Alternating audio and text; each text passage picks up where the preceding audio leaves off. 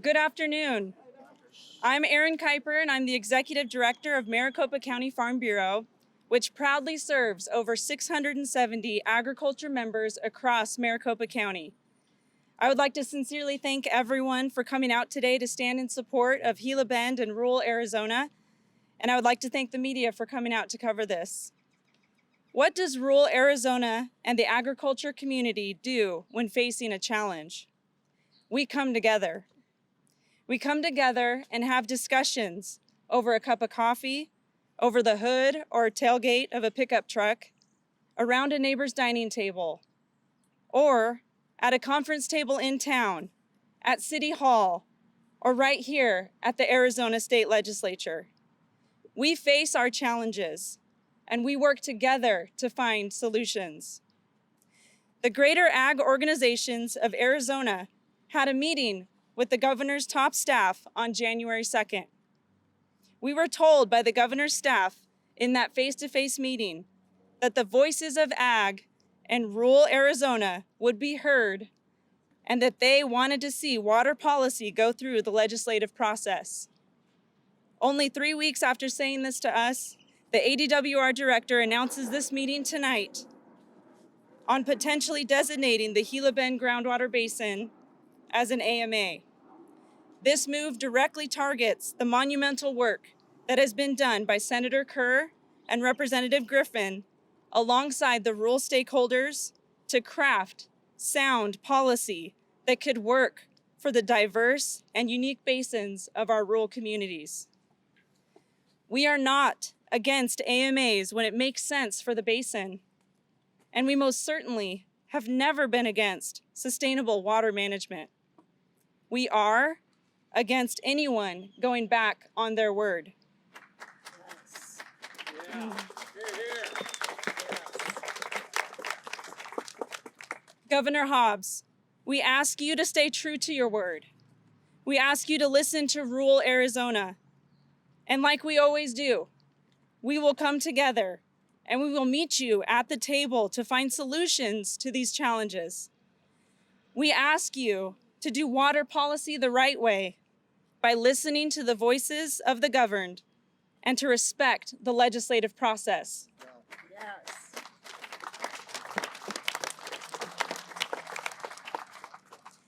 Henry Ford might have said it best, quote, "Coming together is a beginning, keeping together is progress, working together is success," end quote. Ag in rural Arizona has proven that we are willing to work with anyone to ensure the success of water management so that together we may preserve our precious groundwater resources for generations to come. I would now like to invite Senator Sina Kerr to the podium.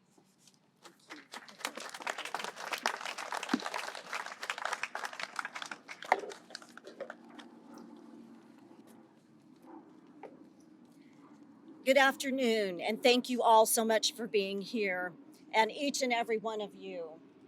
What a blessing, and really appreciate what it took for all of you to get here. Each morning, I carry with me to the Capitol a duty to represent rural Arizona. This duty is not a talking point to me, nor is it some political agenda. This is who I am to my very core. It is how I was brought up and the communities my husband and I grew up in. It's in the children we raised to be fifth generation of Arizonans invested in their neighbors, their fellow stewards of the land upon which rural economies rely.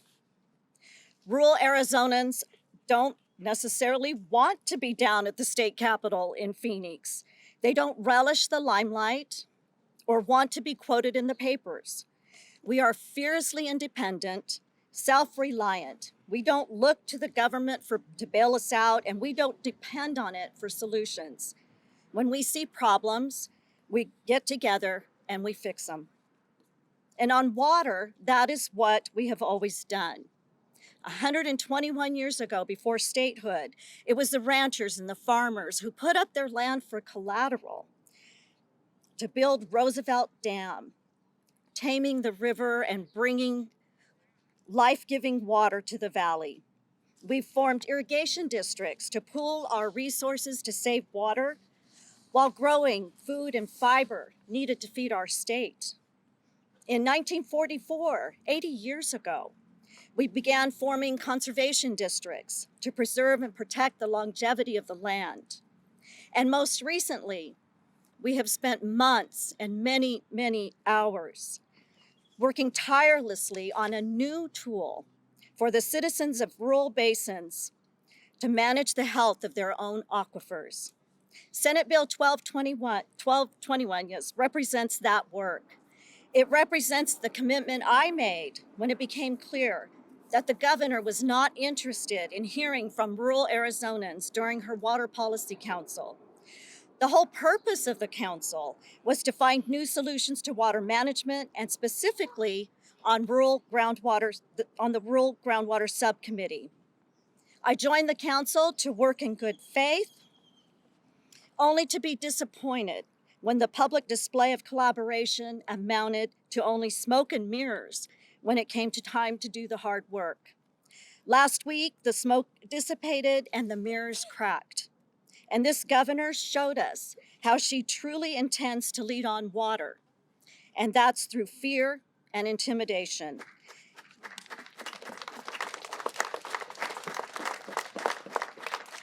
It is this type of disingenuous action that affirms my decision to withdraw from the Water Policy Council earlier this fall. And I agreed with her that rural Arizonans need a new tool to manage their groundwater in a way that active management areas and irrigation on expansion areas did not provide. So I naively took her at her word when she said in her State of the State that she would act if the legislature did not. In that vein, I invited her administration to meet with me 2 weeks ago. I shared the framework of our legislation and my desire to work together on a solution for basins in peril. Her office joined me in a commitment to build bridges, restore trust, and of collaboration to one another. I was also very emphatic that I am not here to play games, and neither are they.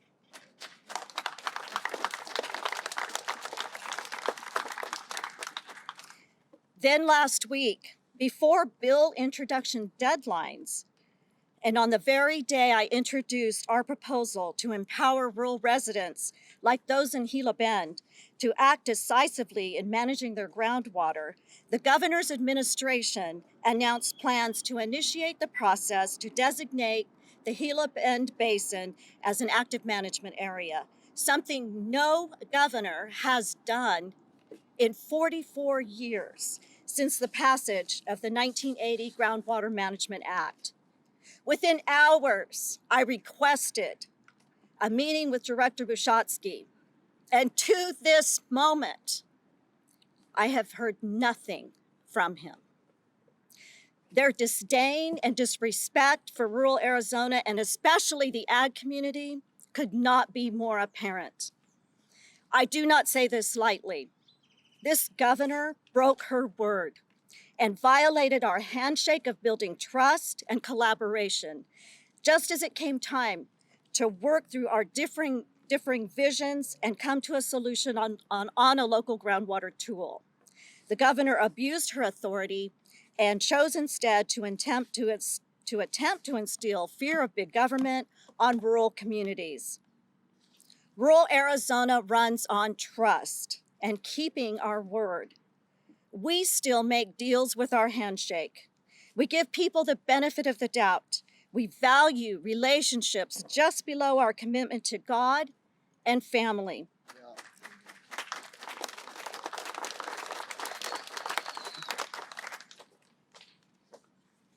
Today, you will hear from the people that this governor has continued to deliberately target and threaten.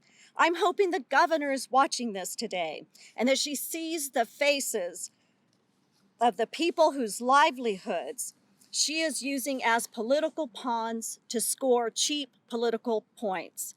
Their resolve and mine has only strengthened in the past week We will not be intimidated or deterred from the task of finding a solution for rural communities to manage their own resources, as they have done for generations upon generations. Unlike the governor, I keep my word, and I will continue to work to bring all the voices to the table. I also commit to search high and low to find someone on the 9th floor that we can count on to work with us in good faith. This work is too important, and we will not lose faith or focus. Thank you. Yeah, good job. Thank you, Senator. I would now like to invite Arizona Farm Bureau President Stephanie Smallhouse. Thank you very much, and good afternoon. The people of agriculture go to work for Arizona every day. Now those same farmers have come to us and asked us to go to work for them, to build something, to build a framework that addresses declining water levels amid increased demand for very specific areas of the state. A framework that is transparent, locally driven, conserves, and is flexible enough that it doesn't strangle the future of our rural communities. They've asked us to build something that reflects the voice of farmers and ranchers in rural Arizona. That is what we have done here with SB 1221. We have never stopped working towards a solution for rural Arizona. We tried to do this on the Governor's Council, and our voices were muted. So we pivoted. We turned here to the Senate. We came to the Senate to build something, and for several months, we have brought those ideas to the table, where they have been debated, deconstructed, and rebuilt again. I am completely confounded as to why Governor Hobbs would take our work, what we have built in the interest of finding solutions, and blow it up with the most recent announcement initiating the AMA process for the Gila Bend Basin. When just weeks ago, we brought producers from all across the state here to Phoenix to have a candid and sincere conversation with the governor's staff to share our sincere thoughts as to moving forward with a solution. There was no mention at this time that the governor would be pulling the trigger against Gila Bend. None. What I thought was a bridge to the next steps in negotiation was a facade. Gila Bend is not Phoenix, it is not Tucson, and it is not Prescott.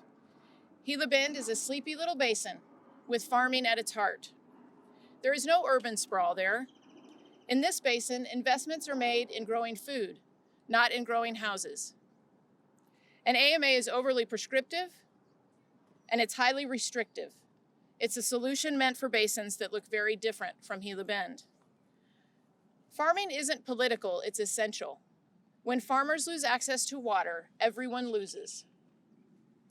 I'm reminded of something that was said over 100 years ago by William Jennings Bryan, when he was warning lawmakers not to focus too much on the industry and growth of the cities at the detriment of the farms in the rural areas. He said, "Burn down your cities and leave our farms, and your cities will grow up again as if by magic. But if you destroy our farms, grass will grow in the streets of your cities all across the country." He certainly understood the importance of rural areas and production. To Arizonans, I say, farmers and ranchers are here. We are here doing the work at the Capitol. We are doing the work in rural Arizona. The managers of Arizona's watersheds and the growers of Arizona's food and fiber are working. The value of what we have here in SB 1221 isn't that it is perfect. The value that we have in this bill is that it reflects the voices of Arizona's farm and ranch families and rural communities all across Arizona, and that it has the support of rural Arizona. We have a framework that empowers rural communities to manage, measure, and conserve groundwater in their communities for the future. And to me, at one point, that's what I had thought the governor's intent was too. I'd like to sincerely thank Senator Kerr for her leadership and the hours and hours of time put into this bill in meeting with us and listening to our concerns. I'd like to thank Representative Griffin for her support. As a fierce private property advocate, she sees the value in this bill in helping rural communities to sustain their future. Thank you.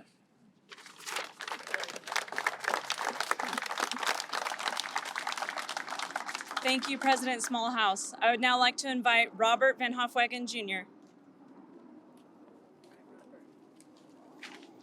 Good afternoon, everybody. Thank you for being here. My name is Robert Van Hofwegen. I represent my family. We have a farm and dairy in Gila Bend, fourth generation dairy and farm. We farm 6,000 acres and we milk 8,000 cows. But that's just part of my story. I'm also the district manager for the Paloma Irrigation and Drainage District, as well as Electrical District number 8. Electric District 8 serves Paloma, its power, and a lot of the other farmers in the Gila Bend area. Paloma Irrigation District has served the Gila Bend Basin for over 100 years. And in this farming community, we have a lot of things, as the previous speakers have just mentioned. We provide food and fiber for this community. In total, there are over 30,000 milking cows in the Gila Bend Basin, which approaches 20% of all of Arizona's milk production. The Gila Bend Basin is pushing to conserve and to foster environmental stewardship. In fact, the Gila Bend Basin has 2 of the very first renewable natural gas facilities associated with these dairies. We have also been aggressively pursuing new technologies in water conservation, automation, and SCADA. We also look at salt-tolerant crops. We stay very focused on our environment. The decision by the Department of Water Resources to focus on the Gila Bend Basin at this time and in this manner appears based in politics and not science.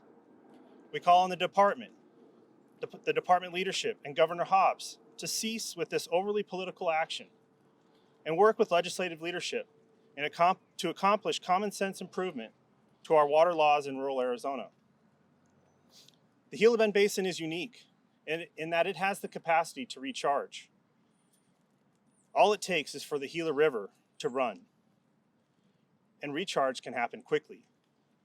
The 2023 flows that we saw going down the river are already being seen in our water table. With time, our hydrologist predicts further recharge from the 2023 river flows will happen. Still, we have worked in good faith through Senator Kerr and Representative Griffin on Senate Bill 1221. This, as everybody has said, has been many months of hard work. But this legislation gives areas a workable framework where it is needed. It is flexible. It provides accountability and oversight. But most importantly, it protects our rural communities, but is also driven by them. The current AMA framework doesn't work in all Arizona basins. It was designed with access to significant surface water. It is too restrictive and doesn't allow for local solutions. The governor needs to honor her word and allow the legislature to do their work. Thank you. Thank you, Robert. I would now like to invite Mr. Ron Rayner.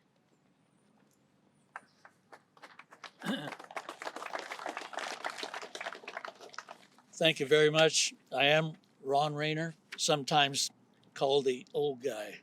I remember a lot of things that happened in the early days of the developing the Groundwater Management Act and a lot of things that have gone on. I'll tell you, our family farm I'm 4th generation. My son is here, so that's the 5th generation. And we operate our partnership as A. Tumbling Tay Ranches. Our headquarters is in Goodyear, Arizona. But we started farming in the Gila Bend Groundwater Basin in 1971. And we farm a total of about 5,000 acres. And most of our acreage is actually in the Phoenix AMA. But due to the high salinity in the water that we use on our crops, both in the Phoenix AMA and the Gila Bend Basin, we grow salt-tolerant crops like alfalfa, wheat, cotton, and forage sorghum. First, some background on the basin. This is where some of the historical stuff comes in. You know, the combined flows of the Salt, Verde, Gila, Agua Fria, and Hassayampa rivers eventually flow through the Gila Bend groundwater basin, making it very different than most any other rural basin in our state. Historical flows, even after construction of the original SRP dams, the Coolidge Dam, and the Lake Pleasant Dam, enough surface water has reached the Gila Bend Basin to keep our groundwater levels recharged. Enough river flows were projected to go downstream to Yuma that in 1960, the Army Corps of Engineers built the Painted Rock Dam that has a capacity of 1 million acre feet. This is just northwest of Gila Bend. That dam filled and overflowed in 1993. The water that is released by the Army Corps of Engineers and makes its way to the Colorado River then at Yuma. The Gila Bend Basin aquifer was actually overfilled during that time, that was 1993, and thousands of acres of farmland in the lake bed were inundated. So it took a little over 1.5 years for that water to be drained out, but that's what the Corps of Engineers is dictated to do with it, is to release it to create more space back in there. So that water goes on to the Colorado, what doesn't soak into the ground. But water levels in wells that are miles from the river raised dramatically after that time. The number of irrigated acres in our basin has remained very static since the 1950s.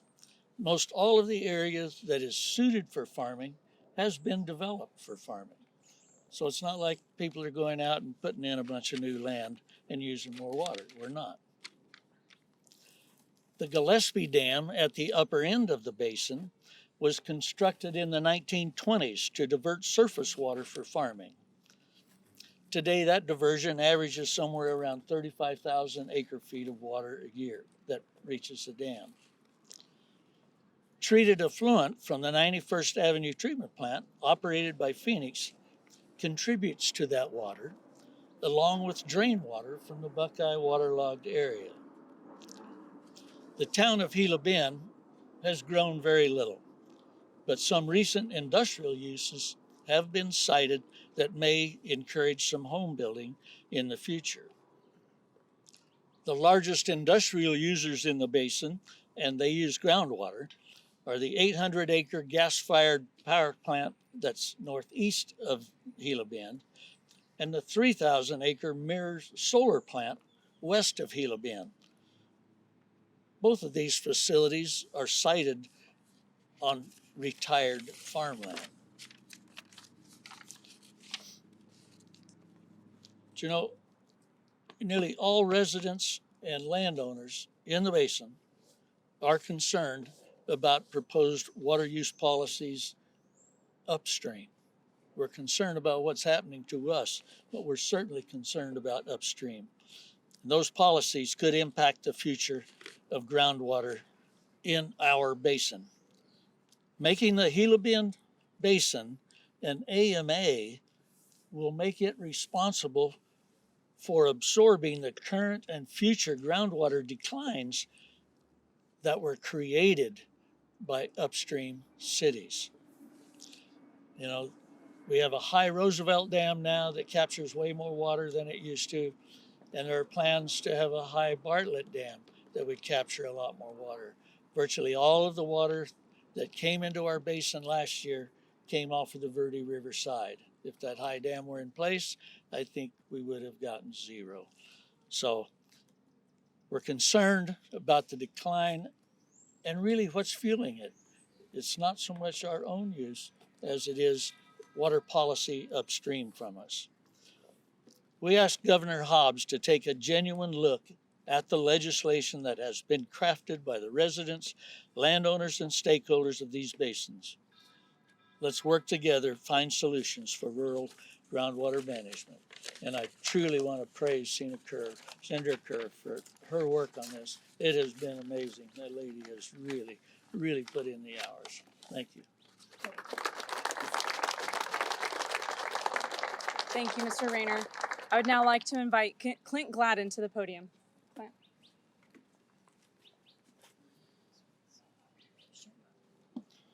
Good afternoon. My name is Clint Gladden, and I'm a proud fourth-generation Arizona farmer. My family and I farm in the Buckeye Valley and the Gila Bend Basin. I cherish the days when I can walk into our office with my son and have 4 generations present and continually working toward a better tomorrow.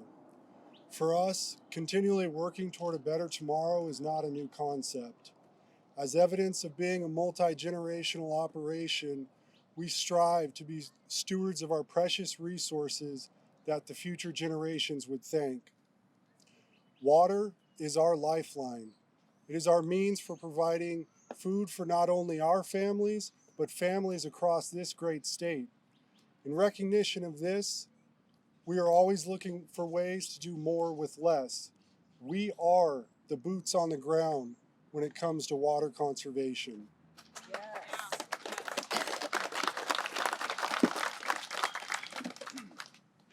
My brothers and I grew up playing in the dirt and running in the ditches in the Gila Bend Basin. I idolized the generations of farmers that came before me that built the agriculture in this basin into what it is today. Throughout my life, I've witnessed these farmers implement practices to continually become more efficient with our water resources. Again, doing more with less. Today, I have the privilege of farming alongside some of those same idols, implementing conservation efforts on our family farm. From satellite-guided leveling systems to maximize irrigation efficiencies, to utilizing sumps to capture any potential runoff for reuse. We understand further conservation efforts are needed in certain areas. My ask is that these boots on the ground and rural Arizona has a seat at that table and an equal voice. Yes. Countless hours have been spent developing policy that gives rural Arizona that seat at the table. Senate Bill 1221 provides the flexible, locally driven framework to meet the challenges of today and tomorrow. I urge Governor Hobbs to stand by her word and let the framework for water policy come through the legislative process. Give rural Arizona the voice we deserve. Thank you.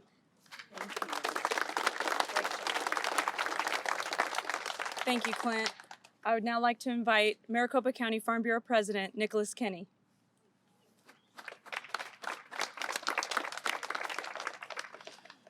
Friends and family, good afternoon. My name is Nick Kinney. I'm the president of the Maricopa County Farm Bureau and a registered professional engineer. My areas of expertise include water, energy, and agriculture. I have been at the table with Senator Kerr and Representative Griffin to carefully develop groundwater policy, bi-weekly since October of last year. Senator Kerr and Representative Griffin specifically requested that Maricopa County Farm Bureau bring producers and stakeholders of the priority basins to the table, namely those producers in the Gila Bend Basin. These are my colleagues and friends, so that is exactly what we did. As a result of these meetings and difficult discussions, we have produced Senate Bill 1221, Basin Management Areas, crafted by the actual voices of rural Arizona. Thus, SB 1221 has broad support across rural Arizona because of the following considerations. SB 1221 is developed by the input of the citizens in each impacted area. It seeks and requires the local consent of the governed. It promotes and allows for full transparency. It has detailed accountability measures. It has multiple robust water conservation components, and it allows water to be uniquely managed in individual basins. Water is our life, our food, our future. Senate Bill 1221 provides the tools necessary to safeguard rural Arizona's groundwater for all users for generations to come. Thank you.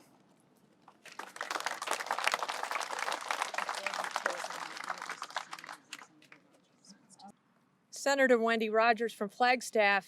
I represent Coconino County, Navajo County, Gila County, and Pinal County. And we stand with Gila Bend. And I also want to say, government ignores the agricultural community at its own peril. If you look at Western Europe right now, look at what the farmers are doing in Germany, France, the Netherlands, Poland, and other countries. They are rising up and they are saying, we feed the world. This is our heritage. We're the backbone. We're the foundation, and we will be heard. And so, with my Arizona farming brethren behind me, we stand with you. And as a wife of a dairyman of many generations, I understand that you never ignore the agricultural community. They're very strong, and they will prevail, and God bless them. Thank you.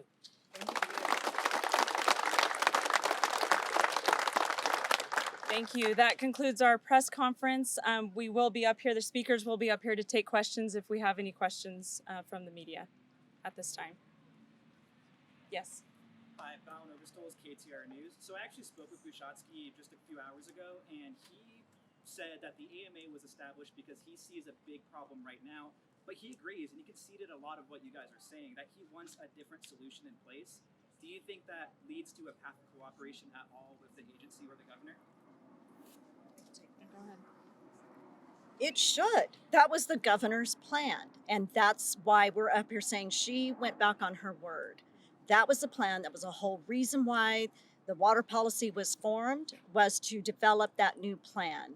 And like I mentioned in my remarks, in 44 years, the entire life of the 1980 Groundwater Management Act, it has never been initiated by the director. And then, Yes. they also, that governor's water policy in November recommended a rural groundwater management area. Again, it sounds pretty similar to what you guys are describing. It has local stakeholders there, and it has other protections, or excuse me, I guess I'll say stipulations that are different than the AMA. Again, it's kind of the same question, but have you seen that, and is that something at all that you'd be willing to explore? I haven't seen the final language. My understanding that it either is ready to drop or it has dropped, I'm not sure. There were stark differences in what they were proposing. There would not be consent of the governed in that one. There could be, water rights that could be diminished, a lot like what we have in the AMA now. And, there were other points that were just not doable for rural Arizona and for the folks that live there, and the farmers, and then all the other folks and industries that reside in rural Arizona. Senator Kerr, you said earlier about your bill when we spoke that it would potentially cut agriculture, but it wouldn't just be agriculture. Everybody would have to take, some responsibility. Do you support having more groundwater management in Gila Bend? Absolutely, if it's needed, and if 1221 works, and I think that it will. We had Mr. Van Hofwagen at the table, knows his basin inside and out, and we believe that it will work in the basin.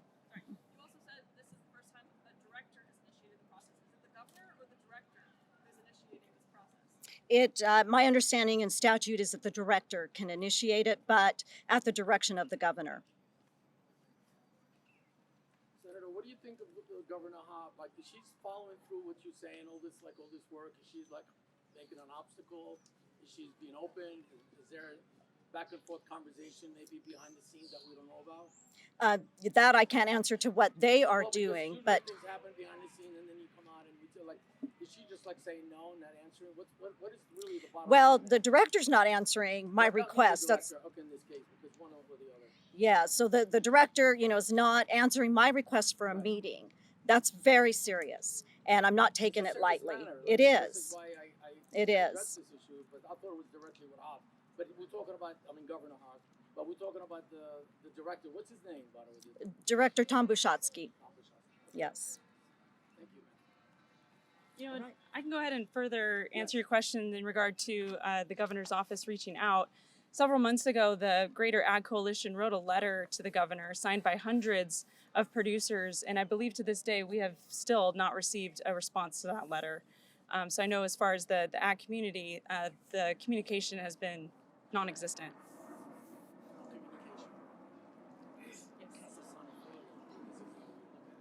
I'm under the impression that it's actually not formally started yet, that what's happening tonight is a public hearing outside the formal process. So are you going to be tuning in and hearing what members of the public are saying and using that to guide your own Senate bill? If I may, Senator, thank you for bringing that up. Yes, just a reminder that we do have the 6 o'clock meeting tonight. The director has chosen to call it informal. However, there's nothing informal about threatening the basin and livelihoods of our farmers and ranchers. Senator, I'll let you take. Thank you. No, I will echo that. And it was the invitation or the announcement included in person. And so then we will be there in person. And we've been listening. I've been asking people to come to the table, unlike the treatment that these folks have received through their elected representatives. All right, I think we're good. Okay. Thank you guys so much for coming. Really appreciate you being here. Thank you guys.